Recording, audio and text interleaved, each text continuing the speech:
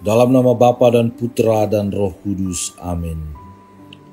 Allah Bapa yang Maha Pengasih, kami kembali ke hadapan-Mu mengucap syukur atas cinta-Mu yang berlimpah dan tiada berkesudahan. Maka bantulah kami untuk senantiasa mampu menemukan butir-butir kasih dalam setiap pengalaman hidup kami. Bukalah pintu hati kami dan pikiran dalam mendengarkan dan merenungkan serta mengejawantahkan firman-Mu hari ini. Semoga kami dapat menemukan cinta-Mu lewat sabda dan permenungan yang akan kami dengarkan. Engkau kami muliakan kini dan sepanjang masa. Amin.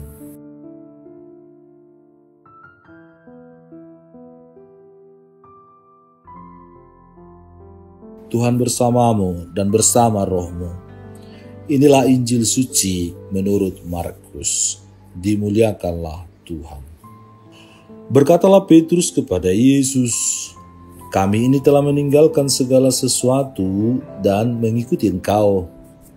Jawab Yesus, "Aku berkata kepadamu, sesungguhnya setiap orang yang karena Aku dan karena Injil meninggalkan rumahnya, saudaranya laki-laki atau saudaranya perempuan, ibunya atau bapaknya, anak-anaknya atau ladangnya, orang itu sekarang pada masa ini juga akan menerima kembali 100 kali lipat.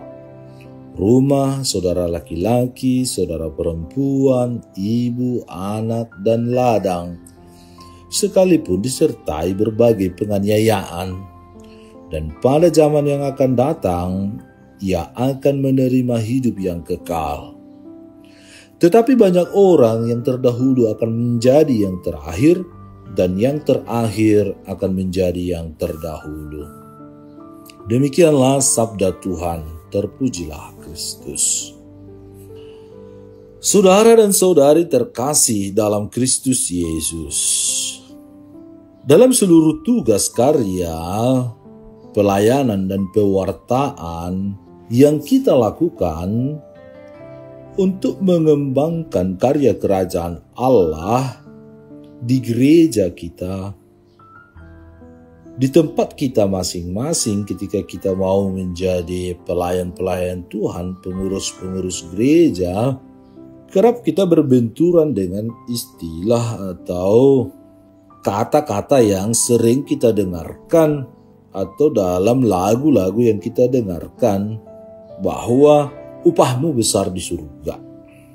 Kata ini meyakinkan kita, membuat kita untuk tetap terus-menerus melangkah, berjalan, melayani dengan tulus dan ikhlas tanpa menghitung-hitung waktu, tenaga, pikiran, bahkan materi yang kita miliki.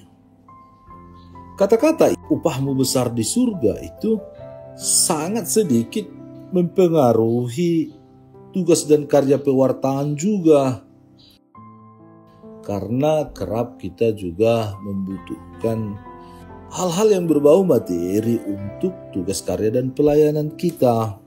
Mungkin 1, 2, 3 tahun kita mampu mengeluarkan amunisi yang kita miliki, apapun yang kita punya, mengorbankan segala sesuatu yang kita punya. Tetapi ada di mana kita merasa bahwa kita cukup dengan apa yang kita sudah lakukan. Upahmu di surga menjadi slogan yang membuat kita kadang mengeluh dan akhirnya mundur pelan-pelan dari tugas karya dan pelayanan kita. Ada gesekan-gesekan dari sana sini yang mempengaruhi kita karena memang pada akhirnya kita menyerah. Injil hari ini menyajikan kepada kita kisah tentang permintaan para murid yang diwakilkan oleh Petrus mengenai upah apa yang akan mereka peroleh setelah mengikuti Dia. Dikatakan tadi, "Kami ini telah meninggalkan segala sesuatu dan mengikuti Engkau." Pertanyaan yang sangat manusiawi dan dijawab oleh Yesus melampaui ekspektasi mereka. Bisa jadi para murid atau Petrus sendiri mengharapkan mereka mendapat sesuatu yang bisa menambah pundi-pundi mereka berupa materi, uang, jabatan, kesempatan untuk memimpin, atau apapun yang sifatnya manusiawi. Tetapi Yesus menegaskan bahwa mereka akan memperoleh upah, yakni menerima kembali 100 kali lipat, tapi disertai dengan berbagai penganiayaan pada zaman yang akan datang. Siapa yang bertahan akan memperoleh hidup kekal. Banyak orang yang terdahulu akan menjadi yang terakhir, dan yang terakhir akan menjadi yang terdahulu. Keyakinan kita dalam seluruh tugas karya dan pelayanan kita dengan semangat upahmu besar di surga, dan kita akan memperoleh 100 kali lipat semua yang telah kita korbankan, kita tinggalkan itu, membuat kita semakin yakin dan percaya bahwa bukan persoalan materi yang untuk memampukan kita mencapai hidup yang kekal dan pada saat Yesus akan datang. Diartikan ketika Yesus datang untuk yang kedua kalinya, maka kita akan memperoleh segalanya itu. Upah yang dijanjikan Yesus hendaknya jangan dilihat secara harafiah dan lahiriah, sebab akan membutakan tujuan dan orientasi umat beriman dalam mengikuti Yesus. Sebaliknya, berkat dan rahmat serta sukacita dan kebahagiaan terkandung dalam hubungan-hubungan yang tercatat, dinikmati, dirasakan oleh kita, oleh pengikut Yesus, karena pengorbanan Yesus sendiri. Setiap orang yang bersedia mengikuti Yesus harus siap juga menerima konsekuensi, yakni penganiayaan dan penderitaan yang dipandang sebagai bentuk ujian kesetiaan untuk memperoleh hidup yang kekal itu. Berbahagialah kamu karena kamu dianiaya. Menjadi pengikut Yesus harus berani menderita seperti Ia telah menderita untuk kita. Sehingga penutup perikop ini menegaskan kembali yang terdahulu akan menjadi yang terakhir, dan yang terakhir menjadi yang terdahulu. Maksudnya, orang-orang yang terjebak dan jatuh dalam godaan untuk menikmati jabatan, harta, dan kenikmatan tidak akan memperoleh keselamatan. Termasuk para murid atau orang-orang yang menuntut upah duniawi dalam tugas karya dan pelayanan kita. Maka menjadi murid Kristus bukan untuk mengejar pahala, menghitung berkat yang harus diterima, apalagi menuntut kesejahteraan ragawi semata, duniawi semata. Melainkan mengikuti Kristus berarti berada bersama Kristus, menikmati setiap proses, bahkan yang paling menyakitkan sekalipun. Karena disitulah iman dan kesetiaan kita diuji agar dapat memperoleh upah pada zaman yang akan datang 100 kali lipat untuk hidup berbahagia kekal ketika Yesus datang, ketika Yesus menjumpai kita pada hari di mana Dia datang untuk yang kedua kalinya. Penghakiman baik yang hidup maupun yang mati. Upah kita setelah melakukan tugas karya pelayanan itu, di mana kita tidak menuntut upah yang bersifat duniawi, tapi upah kita akan ditambahkan oleh Tuhan. Maka kita mendapat upah hidup yang kekal. Karena kebaikan tentunya, pengorbanan, cinta dan kasih sayang tentunya. Kita menjadi berkat bagi sesama kita. Kita menjadi garam dan terang dunia. Kita menjadi pelita. Kita menjadi contoh teladan. Kita menjadi pribadi-pribadi yang baik. Kita menjadi pengikut Yesus yang mencintai, mengasihi sesama kita, yang menyelamatkan banyak orang. Dan tanpa menuntut, tanpa mengeluh, tanpa mempersalahkan siapapun. Tuhan Yesus sudah memberi contoh lewat pengorbanannya di salib.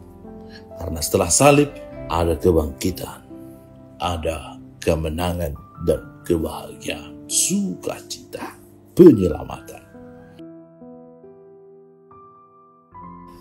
Ya Yesus yang baik, bimbinglah kami dalam menghayati dan melaksanakan sabda-Mu dan kehendak-Mu. Dengan demikian kami bukan hanya menjadi pendengar atau pembaca firman-Mu, tetapi terutama menjadi pelaku firman-Mu yang konsisten. Bimbing, tuntun, dan sertai kami dalam seluruh tugas karya dan pelayanan kami.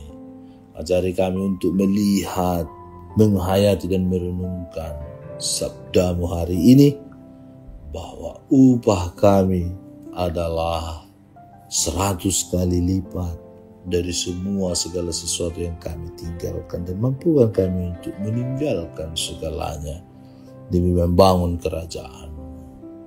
Dan semoga kami kelak ketika Engkau datang pada zaman yang akan datang, di mana Engkau akan mengadili orang hidup dan mati, kami ada bersama-Mu, bersukacita bersama-Mu, memperoleh upah yang Engkau janjikan itu. Dengan pengantaran Kristus Tuhan kami. Amin. Tuhan bersamamu dan bersama rohmu. Semoga saudara sekalian dilindungi, dibimbing, dan diberkati oleh Allah yang Maha Kuasa, Bapa dan Putra dan Roh Kudus. Amin. Allah Bapa kami, penuntun kehidupan, Engkau telah menuntun Abraham menuju tanah terjanji. Engkau juga menuntun bangsa Israel menuju tanah Yerusalem melalui tangan Musa. Kini kami umat-Mu keuskupan Padang sedang berjalan bersama dalam sinode kefikepan menuju keselamatan yang Engkau janjikan dalam diri Putra-Mu Yesus Kristus. Tuntunlah peziarahan hidup kami dengan kuasa Roh Kudus-Mu, agar kami tetap tabah, sabar, dan setia menghadapi kesulitan dan tantangan hidup. Bimbinglah kami supaya mampu berjalan bersama, saling meneguhkan dalam iman, harapan, dan kasih. Bunda Maria, doakanlah kami putra-putrimu sepanjang sinode kefikepan ini berlangsung. Ya Bapa, Engkau kami sembah dan muliakan, kini dan sepanjang masa. Amin.